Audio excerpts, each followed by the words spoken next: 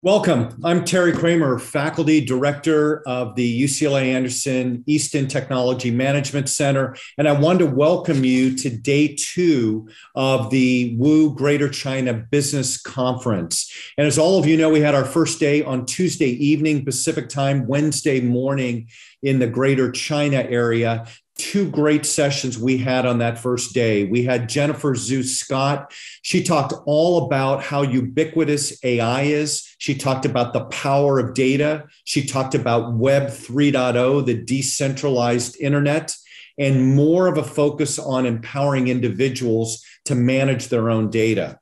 We also had a second session that was on the future of e-commerce and a fascinating look once again at the role of data that can ultimately provide for predictive shipments. It can provide for better design of products, can provide for better production of products to eliminate waste. And it's now my pleasure to talk about today's session. And today's session is going to be focused on the future of transportation and the future of finance. Specifically, there are 3 goals for our sessions. Number 1 is to understand the most promising areas of innovation in both transportation and financial services. And innovations not just in products and services, but also in business models. Second goal is to understand the unique context and enablers in the Greater China region that have allowed these innovations to occur. Third goal is to get a better understanding of the types of winners in this area: large companies, small entrepreneurial ventures, unique approaches, et cetera. In our first session, panelists are going to explain the mobility sector and how that's going to become ground zero for a convergence of players and a formation of an ecosystem that includes hardware and software providers, municipalities, and broader government, creating the opportunity and also uncertainty for electric vehicles, for autonomous vehicles, from players in components all the way to players that provide full mobility service provision.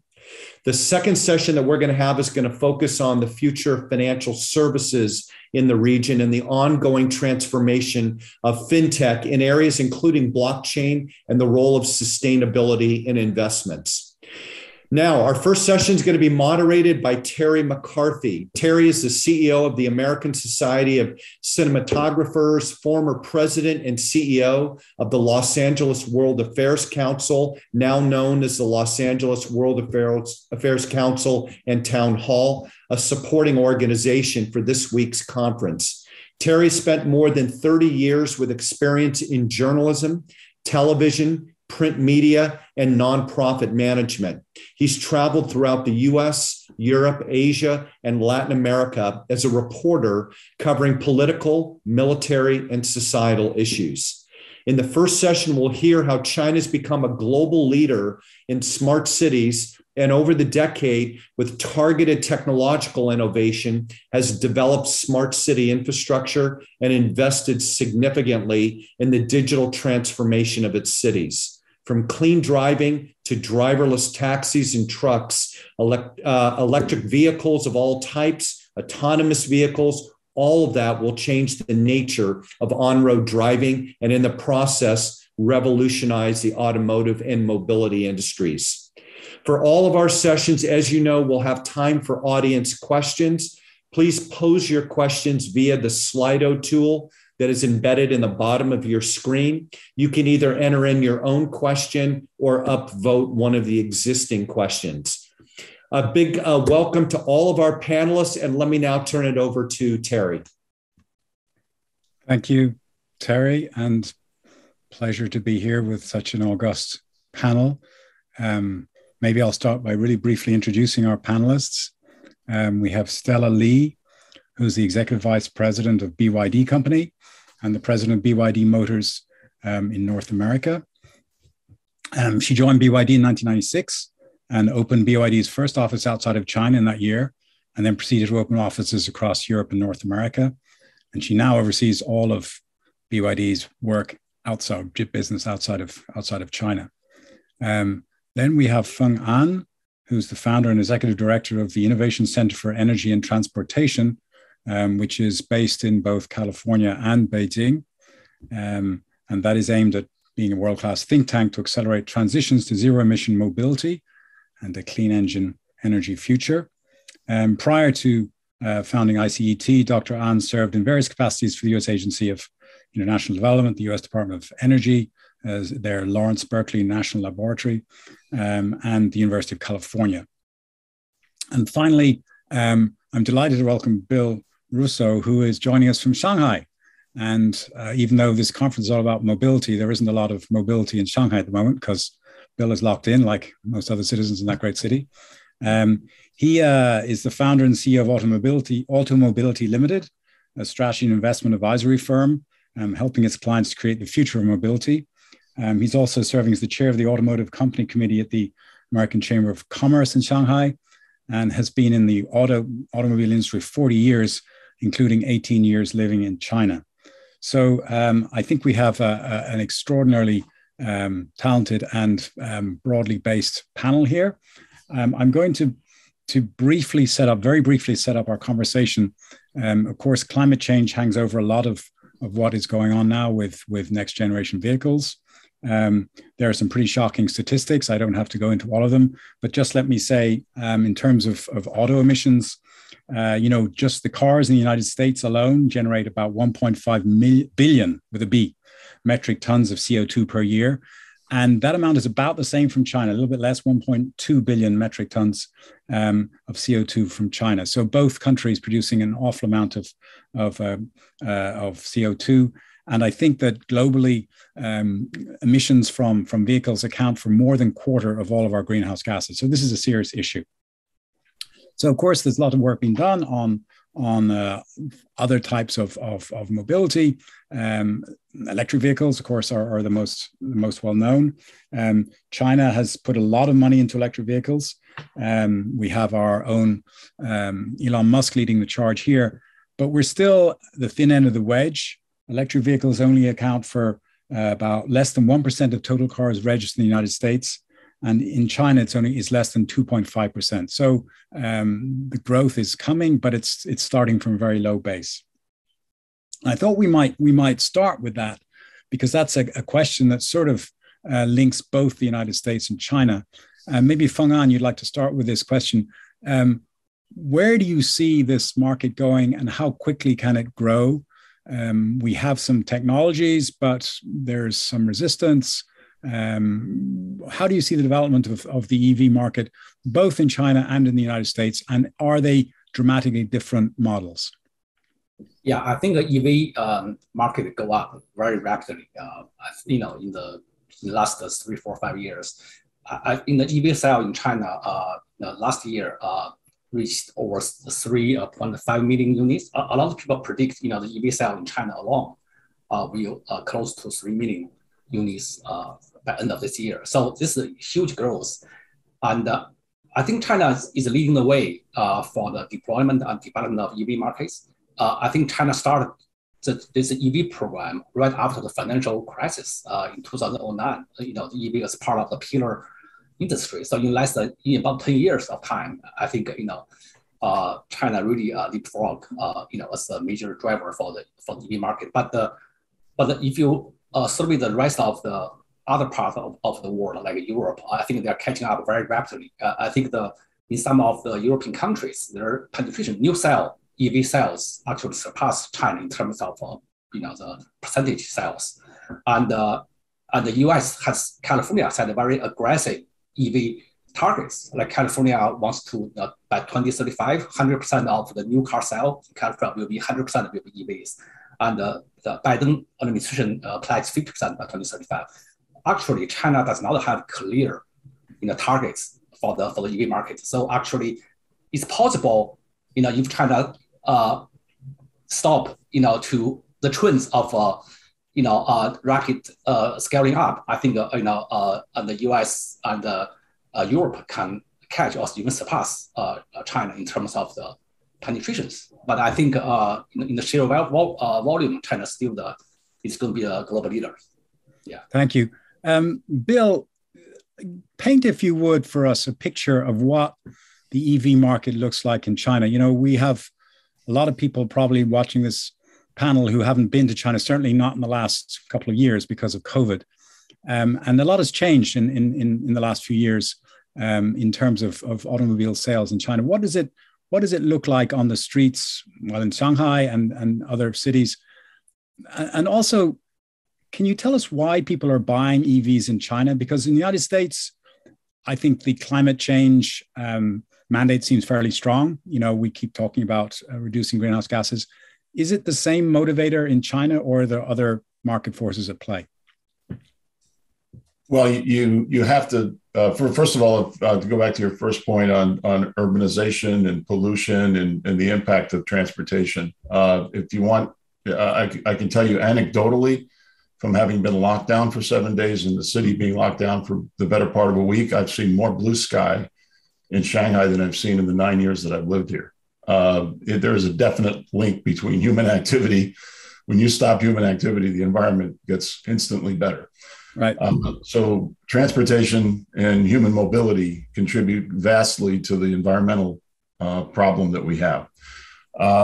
Now, what's different about China? What's different about China is that much like California, it was a heavy dose of intervention. And I'd say in the midstream and upstream investments in the development of the electric vehicle supply chain and manufacturing capacity. Understanding that energy security for the nation was a priority, and that an industry like automotive, where the core intellectual property of that industry is tied to the internal combustion engine, China was always a dependent nation when it came to both energy resources as well as the intellectual property for the core asset of the mobility device itself. So the electrification push, and there was definitely a push, as Feng alluded to, since 2009, with promoting EV as a national priority and having it part of the 5-year plan dating back to the 863 program, even before, right, really at the turn of the century, recognizing that this was going to be a key to the industrialization of China and to the economic development. It was recognizing that mobility stands at the core of economic development, and that the intellectual property of how we build and supply mobility devices is going to be an accelerator for forward economic development. It's understanding in the historical context that mobility innovation is at the core of economic development. Putting enough incentives into the market to get manufacturers to experiment with the technology, to build out the capability to produce EVs, that was at the inception. But it was never a market-driven development until 2020, until June of 2020, with the launch of the Tesla Gigafactory in Shanghai. The market shifted from a push to more of a demand pull economy, where retail consumers were now shopping for EVs. And the beneficiary of that isn't just Tesla, it's all of the EV manufacturing companies. BYD, we'll hear from Stella. You broke the barrier of selling 100,000 units in March. Congratulations. Clearly the market leader. But now we're starting to see this shift of consumer interest in the product category. But it is not, and I will emphasize this, it is not driven by environmental. It's driven by technology, the coolness of being in an EV, and the affordability of EVs. I think that's what the West missed that China got, is not targeting the premium market with the electrification products, but targeting the mass market. I think that's really one of the core differences. Yeah, you mentioned that last time we spoke. The entry price for an EV is remarkably low. You can get cars for, well, under $10,000 US. Yeah. The Wuling Hongguang Mini EV has been a best-selling vehicle. It's built by SAIC's joint venture with General Motors. The Cherry QQ ice cream is also somewhere in the $5,000 to $10,000 range, and I think the BYD Dolphin is also a very affordable EV. That's not the only thing you can get. You can get mid-priced and more premium EVs even from Chinese companies today.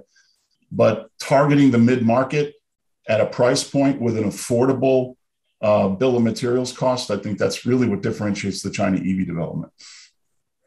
So electric vehicles, really what we're talking about, apart from a chassis and some seats, is a battery.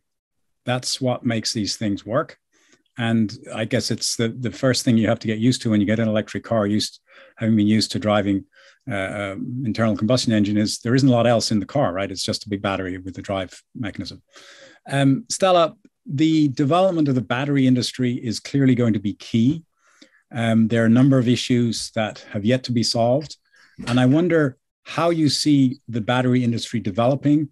And do you think that some of the key advances will come from China or from the West or both? And you have an interesting perspective here because you almost have one foot in both markets because you're based here, but working with Chinese companies. So how do you see the development of the battery market going?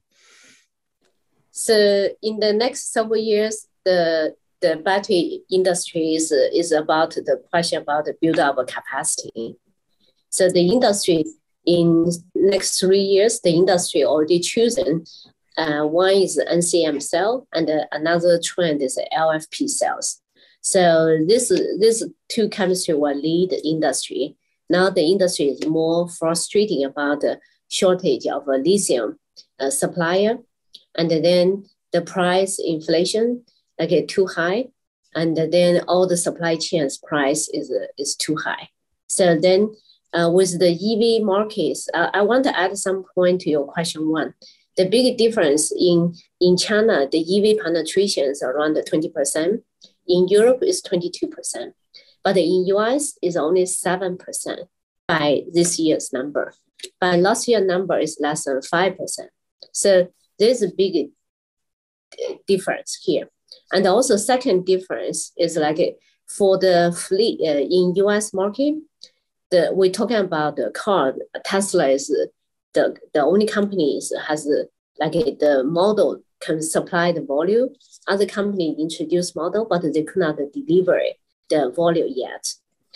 But then Chinese market is also focused on fleet. This fleet, including the buses and also trucks, and then all the taxi. So this portion, you will see Shenzhen, city of Shenzhen, all the taxis electric vehicle, all the buses electric vehicle. And then maybe in next 2 years, all the trucks running on the city will be electric vehicle. So then this same thing happened in Hangzhou, in Xi'an, in different cities. But we did not see in US, the fleet has been heavily electrified yet. So I think that's the huge difference. Because the fleet, when you do electrification on the fleet, naturally you will build up the charging infrastructure to support the charging. Then this will give the foundation for the people to build more charger for their passenger car. So then you automatically solve this charging infrastructure issue. As regarding the battery technology, a lot of people talking about the state solid cells, and then that is for R&D, and then it still will take some time to be commercialized. And also as today, I think Bill mentioned BYD car. BYD also introduced EV luxury model in China. So the next Han EV we have is already promoting 650 kilometers range per charge. And then this vehicle's chemistry is LFP. So with our blade cell FFP, so give you energy density, but also give you the safety of the cell. So I would say the battery technology next several years will continue maybe pushing for higher energy density, but at the same time, the whole car design will be more optimized, and then to make the vehicle has even similar cells, similar pack, but it can drive a much longer distance. So our first Han EV introduced to the market, the driving range is around 400 kilometers. But then for the next one, the driving range will go to 650 kilometers per charge. So that's the direction it's going now. And China versus the rest of the world in terms of battery advancement, technology development? You will see in the battery supply chain, you're talking about the NCM maybe family and the LFP family. So China is many they jump from NCM cell, now switch to LFP because of the safety issue. And then if you see overseas, still a lot of people is using NCM cells. So then not too much focus on LFP yet. So maybe the industry will shift later. One of the remarkable statistics that UCLA so kindly dug up for me as I was preparing for this is the amount of time that cars are not used. So I guess in the US, about 80% of all trips are made by personal vehicles. In China, it's closer to 60%. But these private vehicles spend 95% of their life in a garage, not being driven at all, which raises the whole issue of public transport. And I'd like to actually get a quick response from all three of our panelists on where we see public transport going. It's something that's, I guess, the government has more of a role in sort of mandating electrification. We've seen that happen in various places around the United States, school bus and so on. And where does that go in the future? And then we can sort of develop that also into smart cities. But I don't know, Feng, would you like to start on that? And I think Stella said the fleet vehicle development is very important. I think what's really striking in China, the electrification start from buses. If you go back to 2009, they start of 10 cities, thousands of vehicles. They start of piloting program for electric buses. 5 years ago, 2017, the Shenzhen are all electric buses in Shenzhen achieve 100% electricity, electrified. So for Shenzhen alone, there's more than 40,000 electric buses. I think for the entire United States, last year is about 3,000 or 4,000. So for Shenzhen city alone, there's 10 times. So I think it's, I know the US want to catch up, want to electrify transportation. I think to electrify buses are the really very important. I think it's the most things that the government can push for, because that will drive the demands for battery demands for the infrastructure development. I think that's going to be a pretty strong push for electrified transportation. So I would say that will be the key. I think in terms of autonomous vehicles, I think it's for certain. I think it will start from buses. I think for personal transportation, it's much more challenging to have a fully self-driving autonomous vehicle fleets, especially in big cities like China. I think the US will be the first to enable the autonomous vehicle like robot taxi in terms of personal transportation. But I think China will lead first to have autonomous electric buses system on the road. That's my prediction. Oh, Stella, you're making large numbers of buses in the United States. How do you see it progressing, that market? I see it's very hard to convince people to give up a car to take the bus operation in US, because the bus system is not advanced, modern, like in Europe. In Europe, most of people will take buses and the tram and also subway, but not in US. This is who take buses is unsafe. Middle class will never go to taking the buses. So that's a brain problem here. So actually, in US, the infrastructure's need is a more advanced solution. As some a Skyrail, we are introducing now, is a more modern and then more quiet, more high end. You go there, you feel different. And then also the once you build up this one, then the people maybe will be willing to take more public transportation. So I would say in China, because of the traffic issue, and then the nature of the people, really enjoy the buses and also subway. So more people will maybe start to move away from their car to take, or maybe Uber, Didi in China is, and then also public transportation. So US need change a lot to attract people to take public transportation.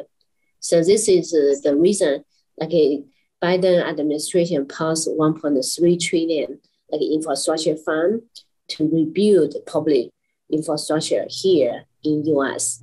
And then also for the, you mentioned very good question, is a very interesting model for electrification. If your car, you buy 90%, you park in the garage, you don't drive. And then now with the new technology like a V2G, V2L, so if it's EV, you can actually trade electricity while you like parking there idle. So you can make some income. Maybe this income can be big enough offset your lease payment for the car. So that is some kind of a value add solution for electric vehicle. Bill, you've spent 40 years in the automobile industry, and you surely know better than anyone how much, particularly in the United States, people's identities are defined by the car you drive, right? And that's what advertising of different car models is targeted at. You know, you have a certain character type who drives a certain type of car and so on and so forth. But I'm curious to ask your view, if we develop more along the models that we're heading towards, and I think mobility as a service is the sort of the in way to describe that. You have to reset the whole model of this, that you're not so much identifying with you're a Ford Mustang driver or you're a whatever it is, a Porsche driver or a Prius driver, that you're somebody that needs to get from point A to point B and do certain things. Yeah. And there are certain ways that you can do that with certain financial, you pay more for an Uber than you pay for a Subway, whatever, so on. I'm wondering how you see that developing, particularly in China, and to what extent that would require government intervention, and how much of that comes from the market, and how this all plays out, because it seems like there are a lot of different directions this could all go. Yeah, well, first thing you have to do is it's not conflate ownership and usership, because they're two different use cases that the same person can make different choices. So we tend to look at people and say, okay, are they going to buy a car? Are they going to book a ride? And the fact is, everyone does both. Mobility context in China is vastly different than in the US or in the West. Far more people ride than drive, even if they own cars. People tend to have short distance commuter patterns, and most miles that are traveled in commuting short distances. So we're not talking about urban to suburban. That's not the normal. Some people do it. If they like to spend an hour in traffic, they do it. Most people drive short distances in cities. The economic engine of development of China has been urbanization. This is a population that was 20% urbanized in 1980. It's 65% urbanized today. People have moved to cities to accumulate better lifestyles, better more upgrade their lifestyle. But as they move to cities have become more congested, which is in the world of dense urban populations, commuting in a cell phone vehicle is a pain point. Doesn't mean you wouldn't buy a car, but you're not going to buy a car to take it to and from work. You're not going to drag hardware around with you. You're more likely, even if you have a car, to book a ride to get to and from work, or to have a driver, so you don't have to deal with parking, you have to deal with all the associated pain points associated with that. So making shared mobility convenient and democratized through the power of the internet is what makes markets like China very special. It was previewed in your video, the QR code society. We don't transact business in cash. It's painless, frictionless. Pay for the ride, book a ride, very, very common behavior in China. In fact, Didi, before the pandemic, I think it's still true today, most of the miles traveled in electric vehicles in China is the dominant player is Didi, because their cars move all the time and they have a high penetration of electric vehicles in the fleet. So when you think of the commercialization of technology, shared mobility came first. Intelligent connected vehicles are now the standard, right? The cars have to be connected to the transportation system and to the users that orchestrate the platforms for mobility. Electrification makes sense in shared mobility. Why? Because it drives down the cost of operation of the vehicle. It's easier to maintain, lower fuel costs, and autonomous driving will eventually reduce the driver cost. So the power of the internet and its algorithmic ability to precisely match mobility demand with the supply of mobility devices is the key disruption and has been the accelerator for the exponential growth of these technologies. Bill, just one more follow-up, and then I'm going to go to the other panelists from the same topic. So when you arrived in China 18 years ago, the model was, you had foreign car companies, the Volkswagens and the GMs manufacturing in China, and China learning from that and starting to build its own car manufacturers. And yet we still have not seen really any significant export of Chinese cars to certainly the United States. I mean, buses, that's what Stella does, but the cars, no. I'm wondering how you see the electric vehicle market developing. Are we going to see a flood of these vehicles that are being made in China coming to the United States? No. Does Tesla work out how to crack the Chinese market? And how is that going to play out? You will see Chinese components embedded in vehicles that are sold in the United States first. I mean, You're probably already seeing that a little bit with Tesla today. They buy a lot of batteries, LFP batteries. They did NMC, as was said earlier by Stella. But in China, they pivoted to lithium iron phosphate to be competitive on price. You'll see more and more companies making EVs with supply chain relationships with companies in China. The vehicles will go to Europe first. There's already active sourcing of Chinese EVs to the European market, targeting mainly rental fleets and those types of use cases. There'll also be dealerships that will want to have access to good quality EVs that are coming from places like China. NIO, BYD, Xiaopeng already making their approaches. Interestingly, the one Asian country that has put its flag in the ground about a week ago, was announced by Joe Biden in North Carolina. The company called VinFast from Vietnam will be building electric vehicles in the United States. So don't think it won't come. It just may not come first from China. I think China will pivot to Europe first for reasons that I think are obvious geopolitical reasons. That's interesting. Feng, you have some views on this too, I know, because we talked about this before. I mean, for the US to sell, or for the Chinese to sell cars. Well, on the sort of the competition between Chinese EVs and US EVs, particularly Tesla. Yeah, I think I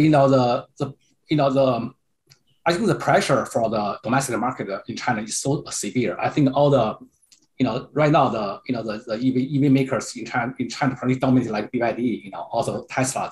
Then a group of kind of smaller upcoming startups. So I think most of the companies just try to survive the Chinese market. I don't think they actually have serious effort to try to export because they need to establish themselves to be stable, to be survivable. And but I think from technology front, I think Tesla is still the leader. Because especially in terms of their manufacturability and their margins, the profitability. I think it's very hard.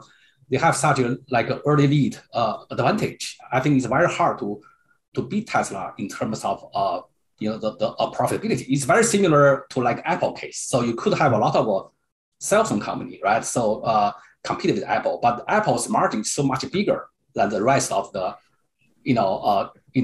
competitors. So that's why their valuation is so much higher. I think that's going to be what the future EV market will look like. I think Tesla may not be now is a leader. Clearly, is in terms of share value, but as a GM, Ford, all these traditional automakers start to put EVs, I think their volume will start to catch up. But I think that they cannot match the margin and innovation, of Tesla, because Tesla is always like a half step ahead of everyone else. So I would say the US actually have advantage in the EV manufacturers. So I think the conception that the US is losing the battle, I think is misplaced, because Tesla is a clear winner. I think, like Bill said, that the reason that the Tesla, the success in the marketplace, it really energized the whole EV Chinese domestic indigenous makers, EV makers before, because there's a period of time, the EV has really struggling, all EV sectors struggling until, the Tesla, to financially become successful, then, all the EV makers in China receive a huge financial support, like NIO and Xiaopeng, all that, because people see what Tesla can achieve, so they have confidence. The investors from government, from private capital start to pour, that into, those competitors. So I would say the actually Tesla, really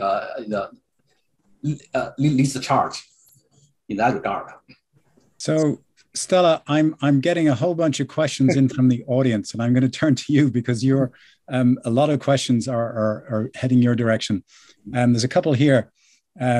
Traditional ICE cars' average life is 15 years or so. With a battery life of 8 years, do you think there would be more turnaround when we move to 100% electric vehicles? And then there's a second question, which is about EV battery demand on minerals. Are there sufficient accessible minerals and materials to meet the demand for EV batteries in China and the US over the next 5 to 10 years? So what about the battery life versus the lifespan of the car? And how about the components for those batteries? So all are very good questions. So actually, for current technology, LFP is showing up the advantage is they have a longer lifetime. So in our lab, we do like this 1C charge, 1C discharge, finish on the pack level is 10,000 cycles. That means without consider you lost some range there, then the battery can last for 30 years. So when we design the EV, our destination is design the batteries as long the battery life cycle is as long as the vehicle itself. So even if it's retire from the buses, from the trucks, from the consumer car, we can repurpose, put into the battery storage. So that's our destination. So by that reason, if there's some company using cobalt-based like a battery, you get a higher energy density. Maybe you get a less weight, you get a longer driving distance. But the problem is the nickel, cobalt, the content is the will have limit. So our opinion, speech in the very beginning is always we should for massive 100% transaction to the EV, the LFP cells is the best solution. Because you can get even today, maybe lithium carbonate price is higher in the history. But then this is just because in the short term, the supply chain have a shortage. Then you have a lot of middlemen to do the work here. Then the industry supply chain, the 10% shortage enlarge, amplify to 30% shortage. But then this will be smoothed once the industry rebalance in next 3 years to be more focused on the the supplier, the cost of lithium carbonate will be smoothed and then to be stabilized. And then in the earth, there are two metal is a rich resource. One is iron, the second one is lithium. So you can get even lithium from the ocean. So you just in the next 10 years, with all the refining technology improved, then the cost to get the lithium will be also reduced. Then you have a lot of a place you can get the lithium.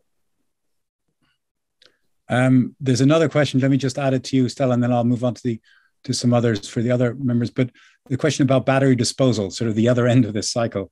And you've said that you can make the battery suit the age of the car, 15 whatever plus years. But what about techniques for disposal of batteries? So actually, so now for battery a disposal and also recycling now is become valuable business. So a lot of company, even for BYD, we will want we give you a longer warranty term, but we want to own the battery. So by end of the life, you just send the battery back to us. We will do recycling. When you do recycling, you will get the recycled lithium aluminum out from this used battery. So in the future or today, the the abandoned battery is become the value now. So a lot of companies fighting for that, want to do recycling business. Okay, thank you. So here's a question for maybe Bill. China has set a target for new energy vehicles to make up 20% of new car sales by 2025. Do you think the Chinese government will increase this target, I suppose, increase that number percentage-wise beyond 2025? Well, when they hit it in 2023, it's going to need an adjustment. We're already had months where we've approached 20% in 2021. I think across the board it was 13% for the year, yeah, it's definitely we're going to surpass. Barring any reversal of trend, which is unlikely, right? Because the market's scaling, more and more entrants. The global automotive industry, having worked in it for a long time and having managed capital investment plans, it's too capital intensive to bet on two horses in this race. You've got to decide one or the other. And what you're seeing is a massive shift of the global automakers toward the electrification.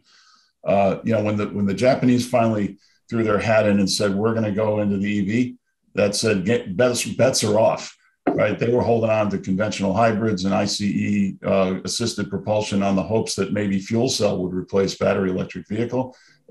Clearly, fuel cell is too far down the road to even imagine it being in the strike zone of the capital investment plan.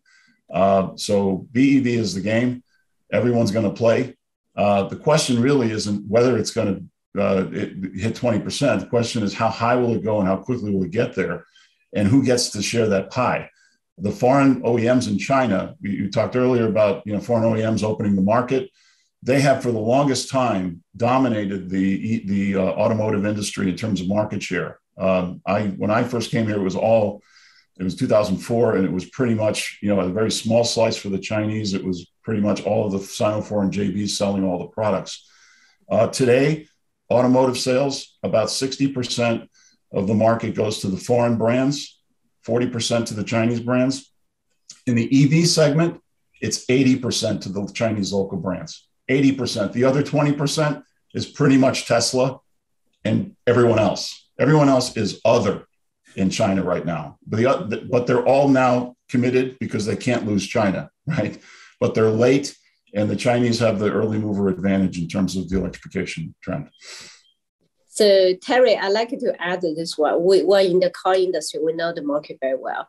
Actually, the EV penetration in last year is 20%. It's 19% in 20%. But our EV is including like a plug-in hybrid and also EV. And then by this year, in the figure of March, like a BYD delivered like 100,000. So then we are one of the leading company in China. And then by monthly number is March, the China EV market already be more than 30%. So this is also this year, the compared with last year, the difference, the pure BEV ratio is increasing. Before it's 50 to 50. Now it's almost 70 to 30. This is a trend. So once the market became like a more than 30% or 35%, it's become the marketing driven. As Bill mentioned, it's no longer rely on the government incentive. It's people buy the car just because it's nice, comfortable, can deliver what they need by performance. But at the same time, it's saving the cost. So especially like in the last month, the gasoline price increasing, that's boost a lot of pure like EV, BEVs like sales in China. So this is happening in China now. What happening is happening in Europe. Very soon, what happening in US. Yeah, it's interesting that even as we conceive of everything being sort of manipulated at some level by the government in China, actually the market is dictating this. That's a very interesting point. There's a question here about safety. As we transition to EVs, how do we ensure economical but also high quality components without compromising on the overall safety of the vehicles? I don't know, Bill or Feng, do you want to approach that question? I can answer this one. Or Stella, Yeah. So that's the reason the market need a shift to LFP. So sometimes you pursue the high energy density, for the range, well, not bad because it's chemistry. You have more higher energy density, then the summer run weight will be big issue. So why the Chinese market shifting from AmCham cells several years ago now to almost 80% is to LFP is pure because the safety reason. Okay. Just going through these questions here.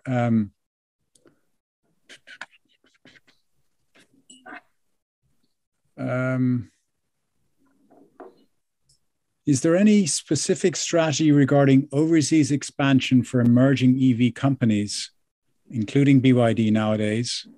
Or now is it more about focusing on domestic demand? So I guess, Stella, you're in a particular situation where you're already looking at overseas expansion, but in general, I guess this is talking about the Chinese EV manufacturers. Are they mostly focused still on supplying the domestic Chinese market, or are others also putting a lot of energy into foreign sales? Bill, do you want to approach that? I'll take that one. First of all, I think, as Feng said, and I agree, you have to win at home if you hope to win abroad. If you're not strong in your domestic base, and you have the advantage of your supply chain and your proven, manufacturing ability to scale your manufacturing operation, then trying to do something abroad, I mean, it's kind of putting the cart in front of the horse, if you will. So I think it's important that the Chinese companies win at home. And it's also important to note that being able to say that you're going abroad is very, very important to the psychology of winning at home, right? When somebody says, I'm going to sell to a Chinese consumer, I'm going to sell in Europe, or I am intending to broaden my base to the West, that says to the Chinese domestic consumer, this is a global trusted brand. So there's a lot of that psychology in the marketing of the go abroad strategy. Having said that, there is definite demand for Chinese EVs, especially coming from Europe, not so much from the United States. And for reasons I think we all know, it's the geopolitical tensions associated with China right now. But Europe is clearly in the game, clearly wants participation from China and Chinese companies in the market, and is actively shopping for companies to collaborate with. But to the point of is there serious intent? Absolutely there is. Norway, Northern Europe, Central Europe, Chinese companies have already put the flag in the ground. BYD, SAIC, MG brand for SAIC. There are even startups trying to move, like Neo, Xiaopeng, AI Ways, that are already establishing supply distribution partnerships in Europe. But the key question you have to ask is it a credible winning strategy if you don't have a stable base of demand here in China first? Feng, I wonder if you could talk to this. I'm not sure how easy it is to pose this question, but just to tag on to what Bill is saying there. So he's already told us that the main driver for adoption of EVs in China is not considerations of climate change or ecological value. It's more the technology and the price. But clearly, the climate change factor is very strong in Europe, probably stronger in either China or the US, right? So I'm wondering, is there a difference in the way these Chinese firms who are starting to look at the European market, in the way they market and present their vehicles in Europe to the way they present them in China? I mean, are they sort of two different playbooks that they're reading from?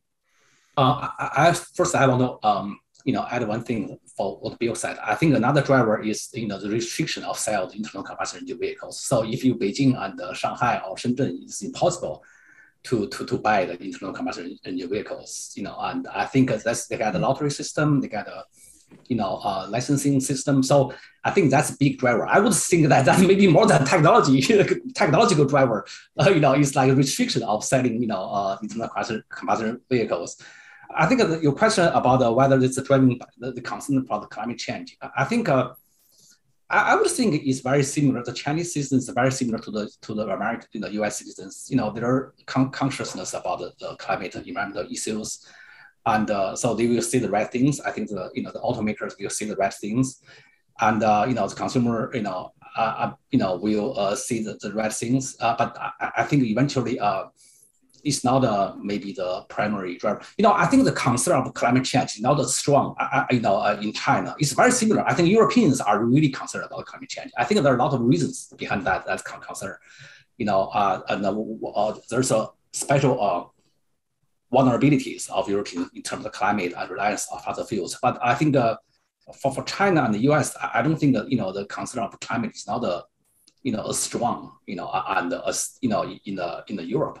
I think people understand that there's a lot of doubts about the climate science, in China, even and even in the public space. So I think also people feel like this is more like. So if you talk about the climate, electric car, talk about the blue sky strategy, the clean, zero emission tailpipe emissions. So that actually is more appealing to consumers than talk about the carbon emissions.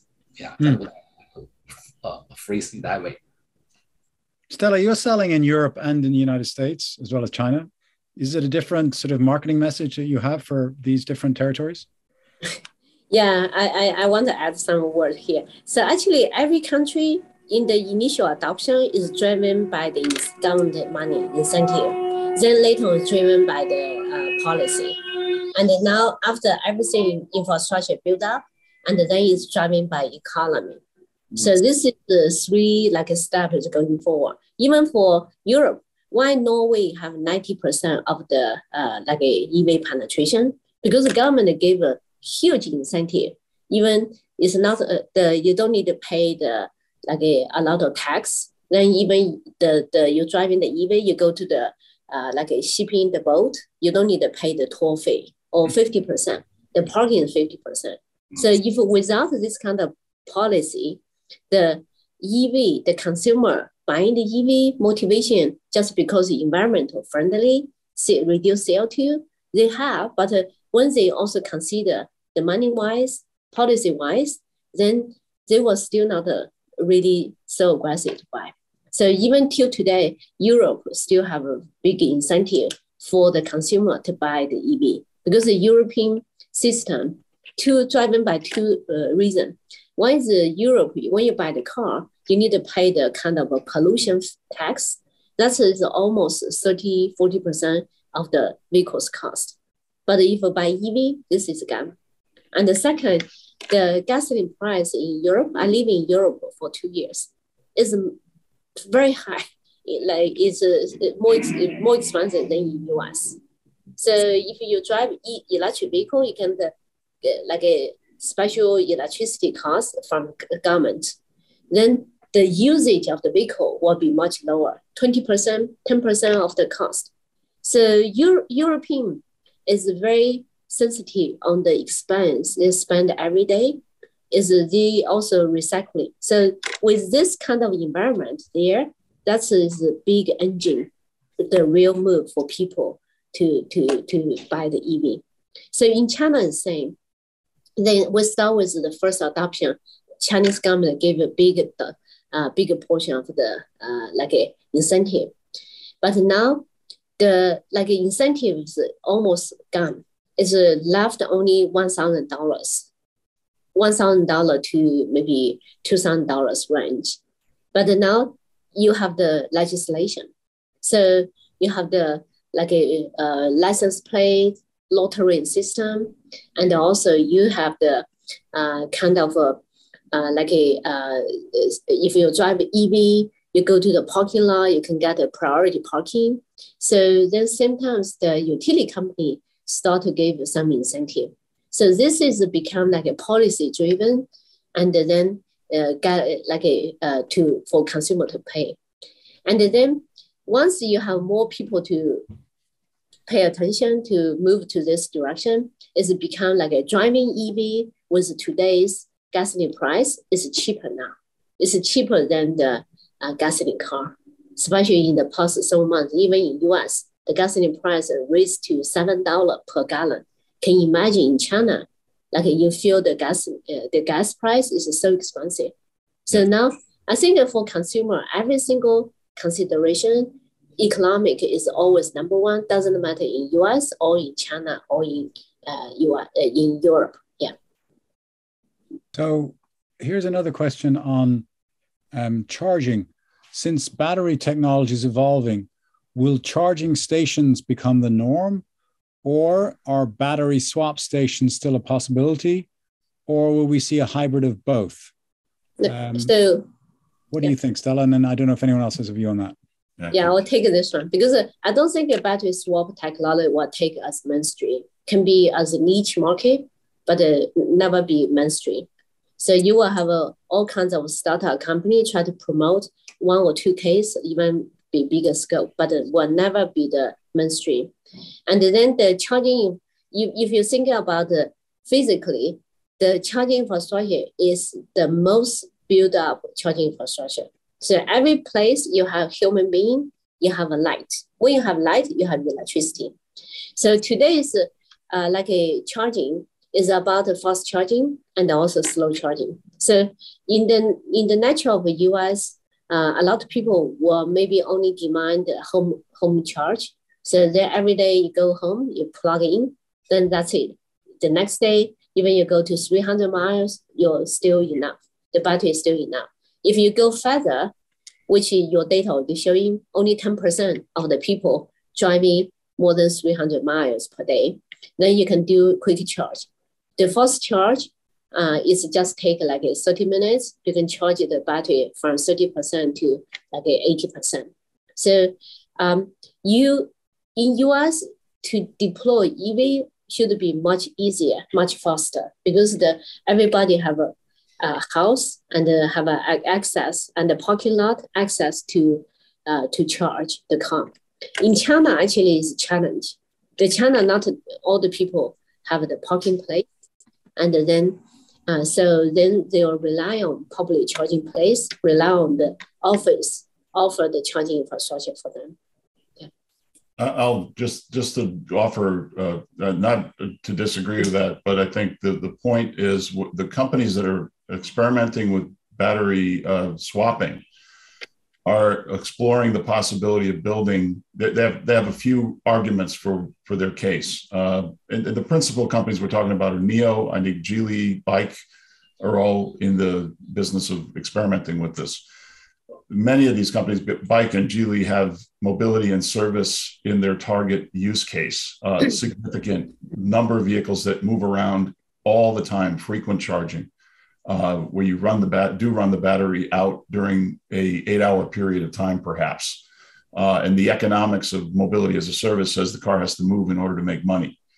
So the battery swapping in a commuter vehicle is mainly targeted at the mobility as a service use case. NIO is a bit of an exception. NIO did it for other reasons. One was they saw the way of mitigating the upfront price of the vehicle as an advantage and protecting from obsolescence. I think what Stella described as the battery can last a long time. Well, if battery technology is upgraded during the life cycle of ownership, then having the ability to remove a battery and replace it with the latest technology is a selling feature. You can advertise, as NIO did with the ET7, you can buy it this year, but you can have a solid state battery in it, but not this year. It's when it becomes available, you just take it to your battery swap station and you can upgrade your battery. So the argument for swapping is upgradability, reduce the upfront cost, and a very important aspect of it is you create a recurring revenue stream around the user of the platform. That money that they would have paid for the battery comes back to you in a monthly payment for the service.